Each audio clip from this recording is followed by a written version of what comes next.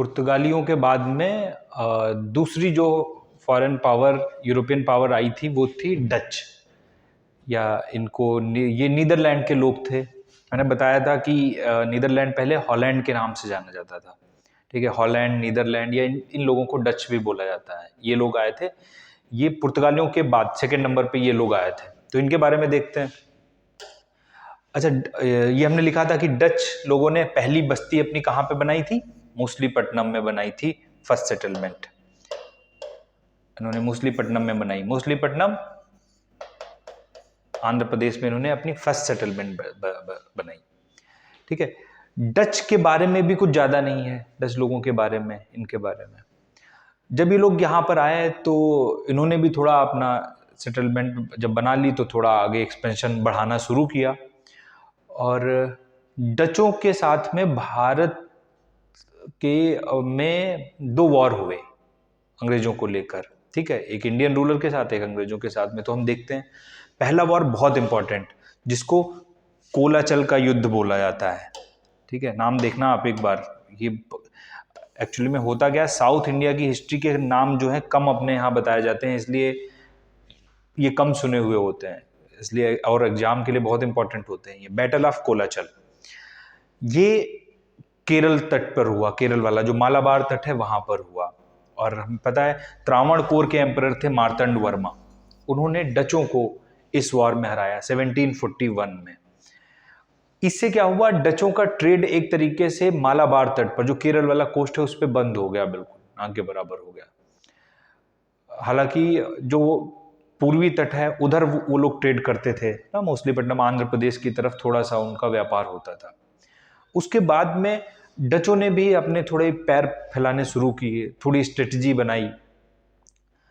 और स्ट्रेटजी यही थी कि भारत के राजाओं के साथ में अलाइनमेंट किया जाए, अंग्रेजों वाली स्ट्रेटजी कि भारत के किसी राजा के साथ में हाथ मिलाया जाए। तो उन्होंने किया, लेकिन वो भी सक्सेसफुल नहीं रहा। ये हम लोग आगे भी पढ़ेंगे बंगाल की हिस्ट्री में भी, कि 1759 में डच लोग, बंगाल का नवाब था उस टाइम पे मीर जाफर, तो ये लोग क्या है, मीर जाफर की मदद करने के लिए आए डच लोग। और इनका ईस्ट इंडिया कंपनी के साथ में वॉर हुआ, जिसको हम बीदर का युद्ध या इसी को चिंसुरा का युद्ध भी बोला जाता है, बैटल ऑफ चिंसुरा, वो हुआ। और इस वॉर में ईस्ट इंडिया कंपनी ने मीर जाफर और डचों की कंबाइंड आर्मी को, सम्मिलित सेना को हराया। उसके बाद दोनों को इसका असर झेलना पड़ा। मीर जाफर को बंगाल के नवाब के पद से हटना पड़ा, और डच लोग जो थे उन्होंने इंडिया में अपना आगे बढ़ने का, एक्सपेंशन करने का काम रोक दिया बिल्कुल। ठीक है, क्योंकि दोनों एफर्ट में, दोनों प्रयासों में इनको सफलता नहीं मिली। अच्छा, ये भी समझना है कि डच या नीदरलैंड उतनी पावरफुल आर्मी भी नहीं थी, उनकी उतनी पावरफुल नेवी भी नहीं थी, नौसेना। ठीक है, तो इस वजह से वो ज्यादा सफल नहीं रहे। उसके बाद में क्या हुआ, कुछ टाइम के बाद में ये चीज इंपॉर्टेंट हमें समझनी चाहिए कि डचों ने अपनी पूरी प्रॉपर्टी जो यहाँ की थी, जितनी भी सेटलमेंट थे, वो ईस्ट इंडिया कंपनी को दे दी, वो बेच दी एक तरीके से। और बदले में क्या मिला समझना, और कि एशिया में डच लोगों ने अपना प्रभाव इंडोनेशिया में बना रखा था, इंडोनेशिया उनके कंट्रोल में था। अच्छा, इस ट्रिटी से, 1824 की ट्रिटी से क्या हुआ कि ईस्ट इंडिया कंपनी ने डचों का प्रभाव इंडोनेशिया में एक्सेप्ट किया कि ये जो इंडोनेशिया है वहां पर डच लोग रूल करेंगे, या डच सबसे बड़ी पावर होगी। इसलिए देखो, इंडोनेशिया का एक नाम डच ईस्ट इंडीज भी है, ये भी पूछे जाते हैं पुराने नाम या ऐसे नाम इंडोनेशिया को बोलते थे। ऐसे ही एक सूरीनाम है, साउथ अमेरिका कॉन्टिनेंट में कंट्री है, जिसको डच वेस्ट इंडीज के नाम से जाना जाता था ना। तो ये नाम पता होने चाहिए। और पता है कि ये छोटी सी पावर थी, 1824 में अपनी पूरी बस्तियों की, अपनी पूरी पावर ट्रांसफर कर दी अंग्रेजों को, और डचों का भी खेल इंडिया से खत्म। बस हमें बस 2 वॉर, देखो इनके बारे में बस ये याद रखना है कि पहली बस्ती मछलीपट्टनम, किंग मार्तंड वर्मा ने कोलाचल के वॉर में 1741 में इनको हराया डचों को। दूसरा बीदर का युद्ध, ये हम लोग बंगाल में भी पढ़ेंगे, जब ये हारे, अंग्रेज हारे, अंग्रेजों ने, ईस्ट इंडिया कंपनी ने इनको हराया। और नेक्स्ट चीज ये थी, ये जो नाम मैंने बताए थे ये बहुत पूछे जाते हैं। ठीक है। तो डच हो गए, ये पुर्तगाली हो गए, डच हो गए। इसके बाद आते हैं थे अंग्रेज तीसरे नंबर पे, जो हमने सीक्वेंस पढ़ा था कि भारत में आने वाले सबसे पहले पुर्तगाली, फिर डच, फिर अंग्रेज। अंग्रेज हम पढ़ नहीं रहे क्योंकि हमें उनको पूरा डिटेल में पढ़ना है। उसके बाद आए भारत में डेनमार्क के लोग, ठीक है। उनके बारे में भी कुछ भी नहीं है, छोटा सा 2-3 पॉइंट है इनके बारे में, बस हमें पता होने चाहिए कि डेनमार्क जब भारत में आया तो डेनमार्क के लोगों ने अपनी पहली फर्स्ट सेटलमेंट ट्रंक्वाबार में बसाया था। ये हम लोग लिख चुके थे। ट्रंक्वाबार में इन्होंने अपनी फर्स्ट सेटलमेंट बनाई थी। इसको छोड़कर इन्होंने सेरामपुर, पश्चिम बंगाल, निकोबार में भी अपनी बस्तियां बसाई, सेटलमेंट बसाई, ठीक है। लेकिन इनको भी कोई फायदा नहीं हुआ। अच्छा, एक चीज ये मैं बार बार बोल रहा हूं कि ज्यादातर यूरोपियन पावर्स अंग्रेजों को छोड़कर जो भारत में सक्सेसफुल नहीं हो पाए, उनका उसका मेन रीजन जो था यूरोप में उनकी पोजीशन, कि अपने देश की शक्ति उनकी वहां यूरोप में कैसी है, वहां क्या चल रहा है, तो वैसे भी चल रहा था। तो ये डेनमार्क के फेल होने का सबसे बड़ा कारण ये देखो लिखा है, लिख भी दिया कि नेपोलियनिक वॉर्स चलने लगे, नेपोलियन के युद्ध। ये युद्ध 1803 से 1815 तक चले। अच्छा, ये चीज आगे भी काम आएगी जब फ्रांस हम पढ़ेंगे। समझना जरूरी है कि यूरोप में इंग्लैंड और फ्रांस की हमेशा वॉर चलते रहते थे, बहुत टाइम तक वॉर चले हैं इंग्लैंड और फ्रांस के। तो यूरोप के बाकी देशों को किसी ना किसी की मदद, किसी ना किसी की साइड लेनी पड़ती थी। जैसे अभी चल रहा है अमेरिका और रूस का, तो देशों को इधर उधर साइड लेनी पड़ती है, कुछ अमेरिका की तरफ जाएंगे, कुछ रूस की तरफ जाएंगे, तो वैसे ही चलता था सिस्टम।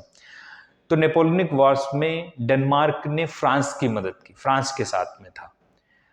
और हमको पता है कि ये 1815 का वॉर जो था, जिसको वाटरलू का युद्ध बोलते हैं, बैटल ऑफ वाटरलू, जिसमें नेपोलियन हारा था, मारा गया बाद में नेपोलियन। तो इन वॉर्स में नेपोलियन की हार हुई, और नेपोलियन हारा इसका मतलब नेपोलियन के जो साथ दे रहे थे वो भी हारे। तो डेनमार्क की बोलते हैं डेनमार्क की अर्थव्यवस्था पूरी बर्बाद हो गई। डेनमार्क की नेवी, जो नौसेना थी, वो बहुत बर्बाद हो गई अंग्रेजों की वजह से। अंग्रेजों ने हराया उनको। तो भारत में भी यही हुआ।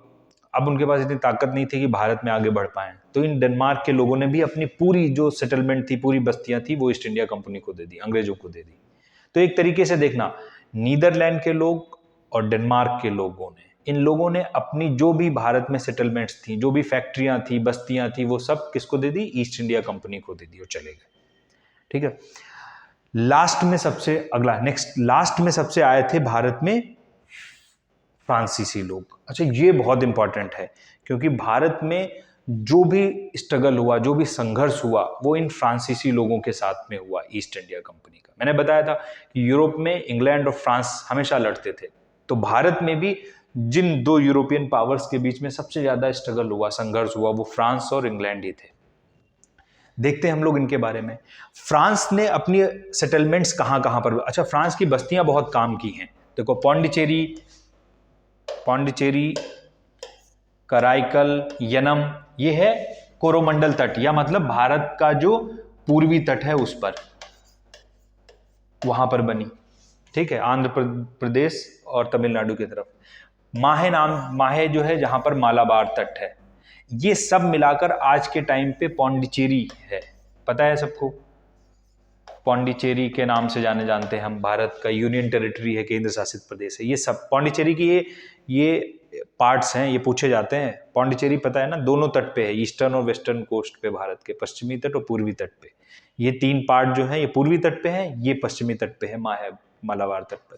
इसको छोड़कर चंद्रनगर, बंगाल में इन्होंने अपनी सेटलमेंट बसाई। तो फ्रांस ने थोड़ा एक्सपेंशन किया भारत में। फ्रांस का फ्रांकोइस कैरन जो था, इसने पहली बस्ती सूरत में बसाई, ये हम लोग लिख चुके थे, ठीक है। इसके बाद में फ्रांस ने एक्सपेंशन शुरू किया पहली बस्ती बसाने के बाद में, और वो शुरुआत होती है डुप्ले के आने से। डुप्ले जो था फ्रांस का सबसे फेमस गवर्नर था जो भारत में आया, और जब ये आया तो इसने भारत में रियल एक्सपेंशन, मतलब वास्तविक रूप में फ्रांस का जो एक्सपेंशन था वो डुप्ले ने किया। डुप्ले ने स्ट्रेटजी बनाई कि कैसे कैसे फ्रांस की शक्ति को भारत में बढ़ाया जाए, और कहीं कहीं तो ये बोला जाता है कि इसी की स्ट्रेटजी को बाद में ईस्ट इंडिया कंपनी ने अप्लाई किया, ठीक है। हालांकि फ्रांसीसी लोगों को उतनी सफलता नहीं मिल पाई, लेकिन अंग्रेजों ने इसी की टेक्निक को आगे बढ़ाया। तो डुप्ले का वो क्या था, डुप्ले बहुत एम्बिशियस इंसान था, तो उसने पहली बार बोला जाता है डिवाइड एंड रूल शुरू किया भारत में। मतलब एक राजा को अपनी तरफ मिलाओ, एक को दूसरी तरफ छोड़ो, और उनके बीच में लड़ाई लगवाओ और अपना एक्सपेंशन करो, अपना फायदा लो। तो डुप्ले ने ये स्ट्रेटेजी शुरू की और एक्सपेंशन होता चला गया। अंग्रेजों और भारत के बीच अंग्रेजों और फ्रांस के बीच में कई सारे वॉर्स हुए। जब डुप्ले के आने के बाद में ये वॉर शुरू हुए, और ये वॉर जो हैं ये कर्नाटक वॉर के नाम से जाने जाते हैं। आगे हम लोग देखते हैं इसका नेक्स्ट। ये बहुत इंपॉर्टेंट वॉर्स हैं, बहुत पूछे जाते हैं, मैच करने के लिए बहुत पूछे जाते हैं ये वॉर कि कब हुआ, कैसे हुआ। तो पहले मैं आपको एक चीज बताता हूं कि देखो ये कर्नाटक वॉर क्यों कहे जाते हैं। कर्नाटक आज का जो स्टेट है वो कर्नाटक नहीं, इस रीजन को पूरा, यहाँ पर ये कृष्णा है, कृष्णा रिवर है, और उसके नीचे का क्या है, यहाँ पर ये कृष्णा आ रही है, ये कावेरी आ रही है, इसके बीच वाला जो रीजन है ये कर्नाटक क्षेत्र के नाम से जाना जाता है, कर्नाटक। ठीक है, तो इसको लेकर वॉर्स हुए भारत में, ईस्ट इंडिया कंपनी और फ्रांसीसियों के बीच में, वो कर्नाटक वॉर कहलाते हैं। तो सिंपल, कभी कभी तो सिंपल क्वेश्चन यही पूछा जाता है कि कर्नाटक युद्ध किसके किसके बीच में हुए। ठीक है, तो पता होना चाहिए कि अंग्रेजों और फ्रांसीसियों के बीच में हुए। 3 वॉर हुए कर्नाटक वॉर।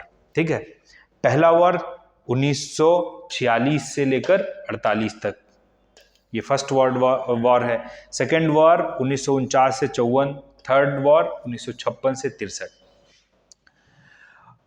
एक एक करके हम लोग इनको देखते हैं। ये वॉर डुप्ले के आने के बाद में शुरू हुआ, जब डुप्ले ने अपना एक्सपेंशन करना शुरू किया, बढ़ाना शुरू किया, पहला वॉर। और डुप्ले ने इस पूरे क्षेत्र में, देखो एक चीज समझना, यहां पर मद्रास पोर्ट, चेन्नई मद्रास वाला, डुप्ले की स्ट्रेटजी अच्छी थी। डुप्ले ने पहले वॉर में, डुप्ले को सफलता भी मिली। डुप्ले ने यहाँ के जो कर्नाटक के राजा होते थे, कर्नाटक जिनकी अर्कॉट कैपिटल थी, उनको अपनी तरफ मिलाया और मद्रास को भी कैप्चर किया। मतलब अंग्रेजों का जो सबसे बड़ा पोर्ट था, बंदरगाह यहाँ पर, जिस पे अंग्रेजों का कंट्रोल था, मद्रास, वो भी कैप्चर कर लिया डुप्ले ने। तो एक्सपेंशन होता रहा, लेकिन बाद में पता है अंग्रेजों ने रेजिस्ट किया। रॉबर्ट क्लाइव आया, रॉबर्ट क्लाइव जिसने ईस्ट इंडिया कंपनी को बहुत सफलता दिलाई, वो आया, और फिर इन लोगों के बीच में एक समझौता हुआ, अंग्रेजों और फ्रांसीसियों के बीच में, जो ट्रिटी एक्सला शापल के नाम से जानी जाती। बहुत पूछा जाता है पहले कर्नाटक युद्ध में कौन सी ट्रिटी हुई थी, और इस ट्रिटी में अंग्रेजों को फिर से मद्रास जो पार्ट था वो अंग्रेजों को फिर से वापस दे दिया गया। ठीक है, और डुप्ले को भारत से वापस बुला लिया गया, फ्रांसीसियों ने वापस बुला लिया। ठीक है, तो पहला वॉर खत्म हुआ। हालांकि पहले वॉर में देखा जाए तो एक तरीके से विनर फ्रांसीसी लोग ही थे। अब आते हैं सेकेंड वॉर पे। सेकेंड वॉर भारत के लिए बहुत इंपॉर्टेंट, क्योंकि सेकेंड वॉर जो था वो यूरोप में नहीं लड़ा गया। देखो ये ऐसे वॉर होते थे, कर्नाटक वॉर, जिनको एंग्लो फ्रेंच वॉर कहते हैं, ये भारत में भी लड़े जाते थे और यूरोप में भी अंग्रेज और फ्रांस लड़ते थे। जब वहां लड़ते थे तो भारत में भी लड़ने लगते थे, वहां पीस होती थी, शांति, तो यहां भी शांति हो जाती थी। लेकिन जबकि सेकेंड वॉर जो था कर्नाटक वॉर, वो पूरा भारत की वजह से हुआ, इंडिया की वजह से। एक तरीके से कोल्ड वॉर वाली सिचुएशन थी सेकेंड वॉर। सेकेंड वॉर के बारे में अलग से देखो, यहाँ पर स्लाइड इसमें लिखा हुआ है, तो समझते हैं सेकेंड वॉर। तो ये कर्नाटक क्षेत्र में 2 एम्पायर थे, 2 छोटे छोटे साम्राज्य थे। एक तो यहाँ पर हैदराबाद, जहाँ का निजाम होता था, और नीचे आरकॉट, या जिसको कर्नाटक एम्पायर बोलते थे, कर्नाटक, जिनकी आरकॉट कैपिटल थी, वो वहां का नवाब होता था। तो 2 एम्पायर थे, तो दोनों के सक्सेशन को लेके लड़ाई चली। सक्सेशन मतलब कहां पर कौन नवाब बनेगा।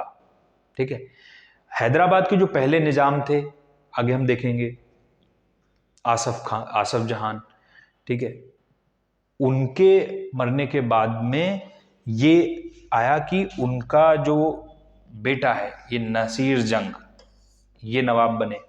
जबकि फ्रांसीसियों ने उसके ग्रैंडसन मुजफ्फर जंग को सपोर्ट किया कि वो बने।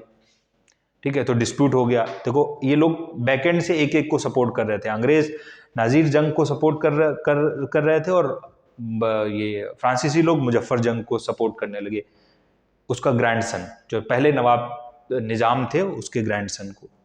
ऐसे ही कर्नाटक में हुआ कि दोस्त अली थे वहाँ के नवाब, उनके मरने के बाद में अंग्रेजों ने मोहम्मद अली को सपोर्ट करना शुरू किया, और अंग्रेजों ने उनके सन इन लॉ थे दोस्त अली के चांदा साहब, उनको सपोर्ट करना शुरू किया फ्रांसीसी लोगों ने।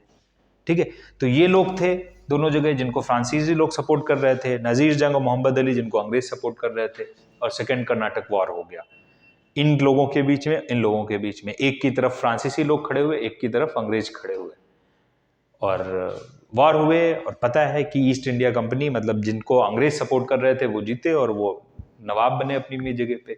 सेकेंड वॉर खत्म हुआ, जिससे फ्रांसीसियों का, मतलब सेकेंड वॉर एक तरीके से फ्रांसीसियों के लिए सबक था कि भारत में ईस्ट इंडिया कंपनी की स्ट्रेटेजी ज़्यादा कारगर है, वही जीत सकते हैं। और उसके बाद में फ्रांसीसियों ने ज़्यादा एक्सपेंशन करना शुरू नहीं किया भारत में सेकेंड वॉर के बाद में। लेकिन एक वॉर और हुआ, तीसरा वॉर।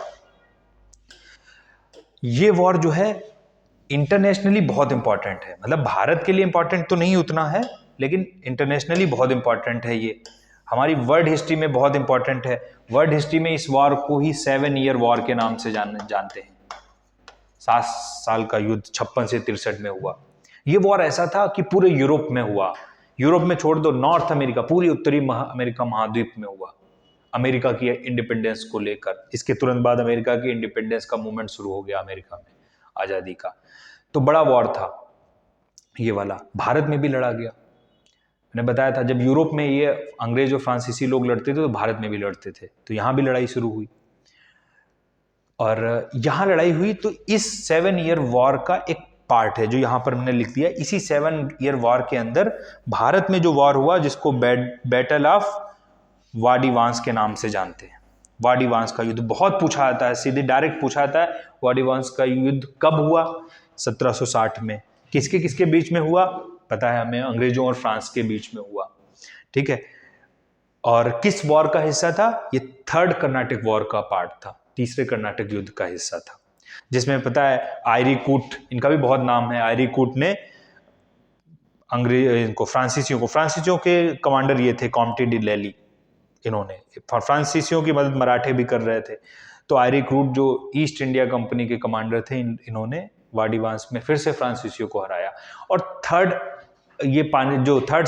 वॉर था कर्नाटक वाला, ये पेरिस की ट्रीटी जब यूरोप में हुई तो वहां वो ये हुआ। अच्छा, थर्ड कर्नाटक वॉर में ईस्ट इंडिया कंपनी ने अंग्रेजों, जो फ्रांस थी उनकी सभी सेटलमेंट, ये पौंडीचेरी, ये नमकराइकल, ये माहे, ये चंद्रनगर, ये सब ईस्ट इंडिया कंपनी ने ले ली थर्ड कर्नाटक वॉर में। मतलब एक तरफा एक तरीके से फ्रांसीसी हारे थे, लेकिन फिर सेटलमेंट हुई, ये ट्रीटी साइन हुई, ट्रीटी ऑफ पेरिस की संधि, जिसमें अंग्रेजों ने फिर समझौता किया और इन बस्तियों को, ये सभी को, इनको फ्रांसीसियों को वापस सौंप दिया। ठीक है, कि वापस ले लो, लेकिन एक शर्त पर कि भारत में अब इससे आगे आप एक्सपेंशन नहीं करोगे, आप कभी लड़ाई नहीं करोगे। तो एक तरीके से अंग्रेजों ने फ्रांसीसियों को भी अपने कंट्रोल में कर लिया। अब देखना, मैंने बताया था कि जो 5 यूरोपियन पावर्स आई थी, पहली पुर्तगाली, ठीक है, पुर्तगाली अपनी लड़ाई में अपने देश को बचाने, वहां पे जो रिस्टोरेशन वॉर चल गए पुर्तगाल में, यूरोप में ही, उसकी वजह से आगे नहीं बढ़ पाए। नीदरलैंड और डेनमार्क के लोग, वो इतने ताकतवर नहीं थे, उनकी आर्मी इतनी ताकतवर नहीं थी, नेवी ताकतवर नहीं थी, उन्होंने अपनी पूरी सेटलमेंट अंग्रेजों को ही बेच दी। बचे फ्रांसीसियों ने ये कर्नाटक की लड़ाइयां लड़ी, फर्स्ट, सेकंड और थर्ड वॉर। और थर्ड वॉर के बाद में उनकी सभी सेटलमेंट तक छीन ली गई, बाद में अंग्रेजों ने वापस की।